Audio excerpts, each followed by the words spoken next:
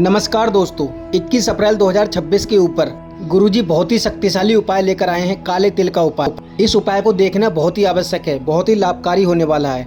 तो चलिए वीडियो शुरू करते हैं। सच्ची श्रद्धा से कमेंट बॉक्स में हर हर महादेव जरूर लिखें। धन्यवाद। श्री शिवाय नमस्तुभयम। दोस्तों, जैसा कि आप सभी लोग जानते हैं कि 21 अप्रैल 2026 यानी मंगलवार को पड़ रही है वैशाख मास की शुक्ल पक्ष पंचमी तिथि। और दोस्तों, यह वह तिथि है जो वैशाख मास में पड़ने वाली सबसे बड़ी तिथि है, क्योंकि यह मंगलवार के दिन पड़ रही है और इसका बहुत ही बड़ा और विशेष महत्व होता है। पूज्य गुरुजी ने कहा है कि अगर कभी भी मौका लग जाए और वैशाख महीने की पंचमी तिथि मंगलवार को पड़ जाए तो आप लोगों को एक छुटकी काला तिल वाला उपाय तो अवश्य ही करना चाहिए। इन दोनों का संयोग बहुत ही कम आता है।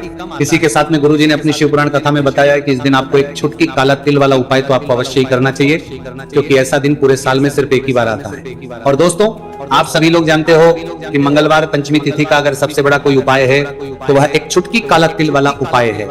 तो दोस्तों, मंगलवार पंचमी तिथि के दिन आप लोगों को इस एक छुटकी काला तिल वाला उपाय को जरूर करना है। बहुत सारे लोग होंगे जिन लोगों ने इस उपाय को ना किया हो, मतलब पूरा साल निकल गया, उन्होंने किसी भी दिन इस छुटकी काला तिल वाला उपाय को ना किया हो। पर दोस्तों, आपके पास एक आखिरी मौका बचा हुआ है, जो कि 21 अप्रैल मंगलवार पंचमी तिथि के दिन है। इस दिन आप लोगों को इस वाले उपाय को जरूर कर लेना है। भले ही आपने पूरे महीने भर इस उपाय को ना किया हो, पर अगर आपने इस महीने के मंगलवार पंचमी तिथि के दिन अगर इस वाले उपाय को कर लिया तो आपको इस उपाय को करने का वह फल मिलेगा जिसकी आपने कभी कल्पना भी नहीं करी होगी। इसीलिए आप लोग इस वाले उपाय को एक बार जरूर कर लेना है, ताकि आप लोगों के हाथ से यह मौका ना जा सके और आपको इस उपाय को करने का फल मिल सके। दोस्तों, यह उपाय पंडित जी ने अपनी अभी की ही श्री शिव महापुराण की कथा में बताया है। उपाय को आज हम आपको बहुत अच्छे से समझाने वाले हैं। इस वीडियो को देखने के बाद इस उपाय को समझने के लिए आपको कोई और वीडियो को देखने की जरूरत नहीं पड़ेगी। तो चलिए दोस्तों, उपाय को शुरू करते हैं। देखिए, यह इस वैशाख महीने के मंगलवार पंचमी तिथि के दिन ये इतना खास होता है, इतना महत्वपूर्ण होता है। देखा गया है कभी कभी बड़े बड़े पूजा पाठ अनुष्ठान से जो मनोकामना पूर्ण नहीं होते, वो वैशाख महीने की मंगलवार पंचमी तिथि के दिन एक छोटे से उपाय करने से ही आपकी मनोकामना पूर्ण हो है। और बहुत सारे लोगों ने इस उपाय को किया भी है और उनको इस उपाय को करने का फल भी जरूर मिला है। अगर आप लोग भी इस उपाय को करना चाहते हैं तो आप इस उपाय को पहले अच्छे से समझ लेना, सुन लेना, उसके बाद करना, आपको इस उपाय का फल जरूर मिलेगा। और इस उपाय को कर लेने से आपके घर में चाहे किसी भी प्रकार की दुहक और समस्या क्यों ना चल रही हो, आपको उसका कारण भी नहीं पता है कि भाई ये समस्या किस कारण से चल रही है, उसका कुछ भी कारण हो सकता है, जैसे पितृदोष हो सकता है या किसी भी तरह का मंगल दोष भी हो सकता है। तो इस दिन आप लोगों को ये वाला उपाय कर लेना है। ये एक ऐसा उपाय है जिस उपाय को अगर किसी विशेष दिन पर किया जाए तो भाई उस विशेष दिन का जो है वह तो हमें मिलता ही मिलता है, पर हमने उस दिन पर इस उपाय को किया है तो हमें उससे भी बड़ा फल मिलता है, और फल बहुत जल्दी मिलता है, क्योंकि आप इस उपाय को बहुत ही बड़े और विशेष दिन पर रहे हो। तो चलिए अब उपाय के बारे में बात करते हैं, लेकिन उससे पहले आप लोगों को यह जानना आवश्यक है कि आखिर ये उपाय किस समय करना है, किसको करना है और कैसे करना है। तो चलिए हम आगे आपको वीडियो में एक एक करके बता देते हैं। लेकिन उससे पहले अगर आप लोग हमारे चैनल पर पहली बार आए हैं या फिर मेरी आवाज आज पहली बार सुन रहे हैं तो हमारे चैनल वास्तविक जानकारी को सब्सक्राइब जरूर कर लेना, और इस वीडियो को लाइक करके कमेंट बॉक्स में श्री शिवाय नमस्तुभयम ओम नमः शिवाय जरूर टाइप कर देना। तो दोस्तों, इस एक छुटकी काला तिल वाला उपाय को हमें इस मंगलवार पंचमी तिथि के दिन कैसे करना है, किसको करना है, किस समय करना है और कहां पर करना है, ये सारे सवालों के जवाब आपको इस वीडियो में मिल जाएंगे। और जो ये वीडियो देखेगा भाई, उसको एक छुटकी काला तिल वाला उपाय जरूर करना चाहिए, क्योंकि इस दिन काला तिल का भी बहुत ही बड़ा और विशेष महत्व होता है। और बात आ जाए एक छुटकी काला तिल वाला उपाय की, तो ये सोने पे सुहागा वाली बात हो जाती है, और ये एक बहुत ही बड़ा उपाय हो जाता है इस मंगलवार पंचमी तिथि का। तो अब दोस्तों, इस एक छुटकी काला तिल वाला उपाय को आखिर करना किसको है, सबसे पहले हम लोग वो बात जान लेते हैं। तो देखो, घर की जो बड़ी माताएं बहनें होती हैं, उन माताओं बहनों में से कोई भी एक बड़ी माता बहन इस वाले उपाय को कर सकती है।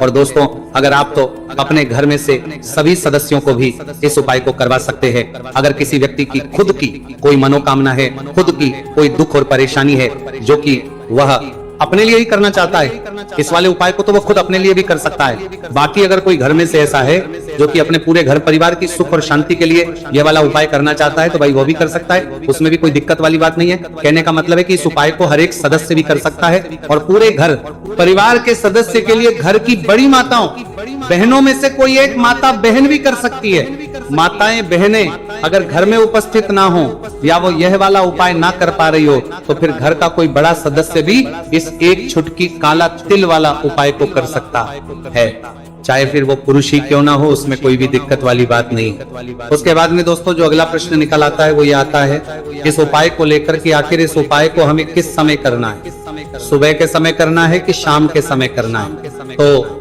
देखो इस वाले उपाय को आप लोग सुबह के समय भी कर सकते हो और शाम के समय प्रदोष काल में भी कर सकते हो। अब अगर आप पूछो कि भाई सबसे उत्तम समय कौन सा रहेगा इस एक छुटकी काला तिल वाला उपाय को करने का, तो हम आपसे बस यही कहेंगे कि इस उपाय को आप सुबह के समय करेंगे तो ज्यादा बेहतर होगा। बाकी अगर प्रदोष काल शाम के समय भी करेंगे तो भी अच्छा होगा, उसमें कोई भी दिक्कत वाली बात नहीं है। तो अब दोस्तों जो अगली सबसे बड़ी और महत्वपूर्ण बात आती है वही आती है कि सुबह अगर हम उपाय को करेंगे तो हमें कितने बजे से लेकर कितने बजे तक के बीच में करना है, और शाम के समय प्रदोष काल में करेंगे तो हमें कितने बजे से लेकर कितने बजे के बीच में करना है। तो देखो सुबह जितनी जल्दी हो सके आप उपाय को करने की कोशिश करना कि अगर किसी कारणवश लेट भी हो जाओ, थोड़ी देर भी हो जाए तो 10 या 11 बजे तक भी आप उपाय कर लेना, पर 12 बजे से ज्यादा देरी ना हो, ठीक है, इस बात का ध्यान रखना। उसके बाद में दोस्तों अगर शाम के समय प्रदोष काल की बात करें, प्रदोष काल का जो समय है होता है वो शाम के 6 बजे से शुरू हो जाता है। मतलब शाम के 6 बजे से लेकर 7 बजे के बीच का जो समय होता है ये समय प्रदोष काल का समय होता है।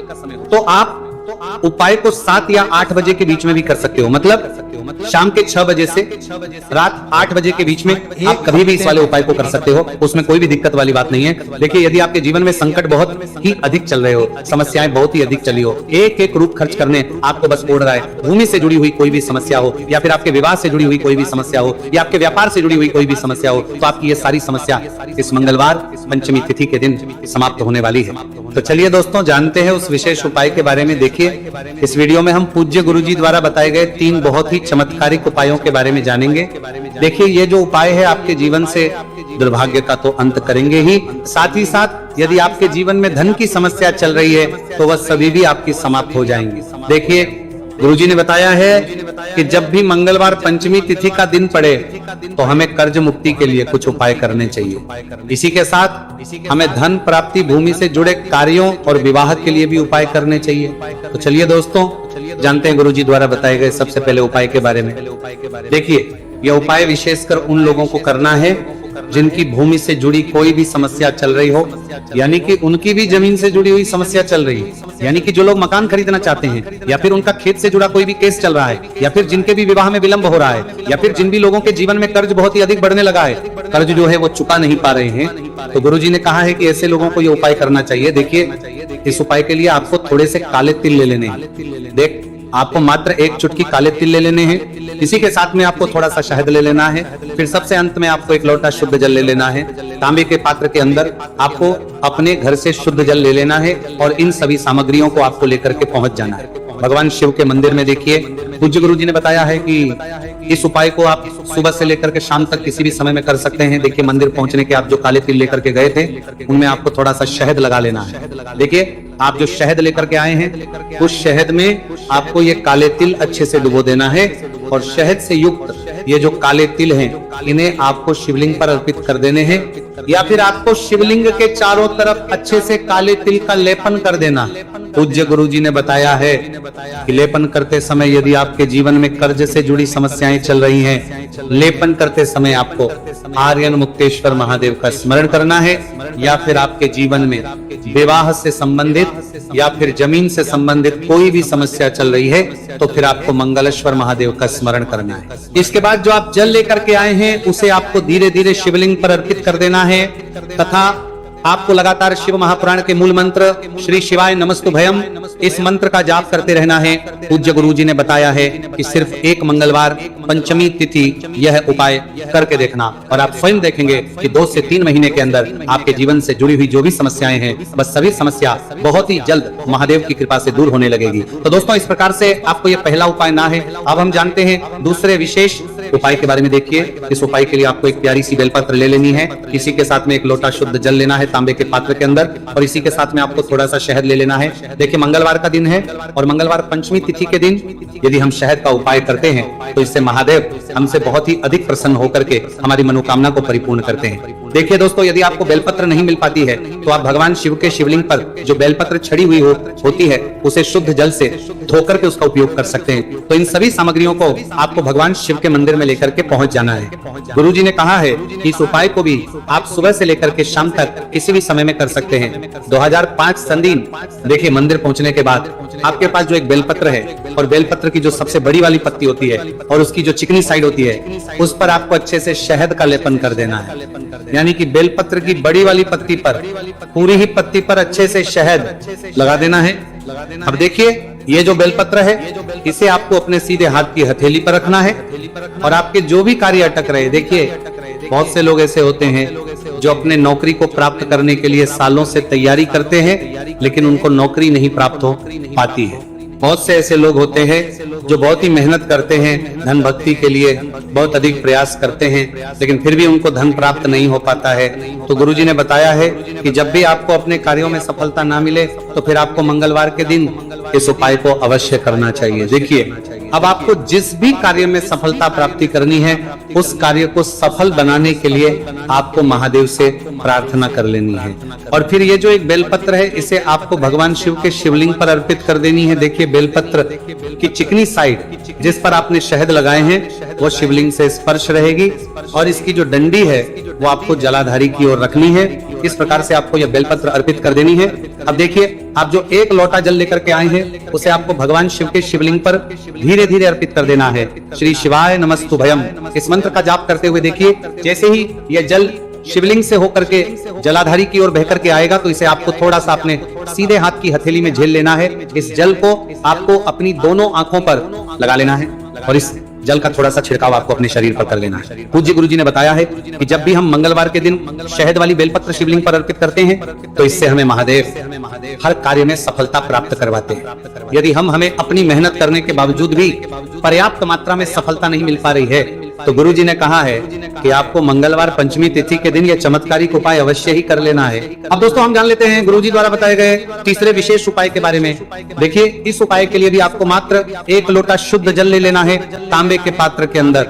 फिर इसी के साथ में आपको एक प्यारी सी बेलपत्र ले लेनी है। बेलपत्र आपको ध्यान रखना है कि कैसे भी कटी हुई खंडित नहीं होनी चाहिए। अब देखिए मात्र 2 सामग्री लेकर के आपको भगवान शिव के मंदिर में पहुंच जाना है। पूज्य गुरुजी ने बताया है कि ये उपाय विशेषकर उन लोगों को करना है जिनकी कोई भी विशेष मनोकामनाएं जो कई दिनों से परिपूर्ण नहीं हो पा रही, चाहे वह विवाह से संबंधित हो, नौकरी से संबंधित हो, व्यापार से संबंधित हो, चाहे किसी भी प्रकार की मनोकामना है जो परिपूर्ण नहीं हो पा रही है तो उसके लिए आपको यह उपाय करना है। देखिए इस उपाय को भी आप सुबह से कि शाम तक किसी भी समय में कर सकते हैं। देखिए मंदिर पहुंचने के बाद सबसे पहले तो आप बेल पत्र लेकर के आए हैं उसे आपको अपने सीधे हाथ की हथेली पर रखना है और आपको महादेव से प्रार्थना करनी है कि हे मेरे महादेव, मेरी ये जो मनोकामनाएं बहुत दिनों से अधूरी है,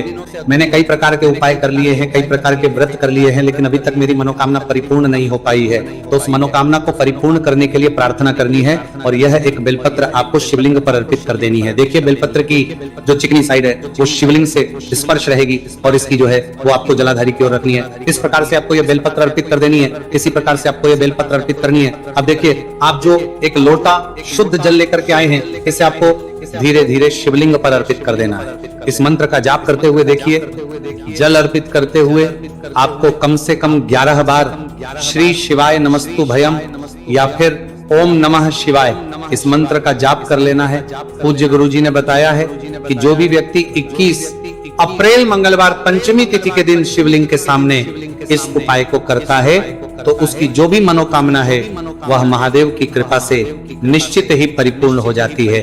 तो दोस्तों, यह थे पूज्य गुरुजी द्वारा बताए गए कुछ बहुत ही खास उपाय। तो दोस्तों, मिलते हैं नेक्स्ट वीडियो में। अगर वीडियो पसंद आई हो, उपाय पसंद आए हो, तो सच्ची श्रद्धा से कमेंट बॉक्स में जय माँ लक्ष्मी, हर हर महादेव जरूर लिखें। और अगर आप चैनल पर नए हैं तो चैनल को सब्सक्राइब और वीडियो को लाइक जरूर कर देना। धन्यवाद।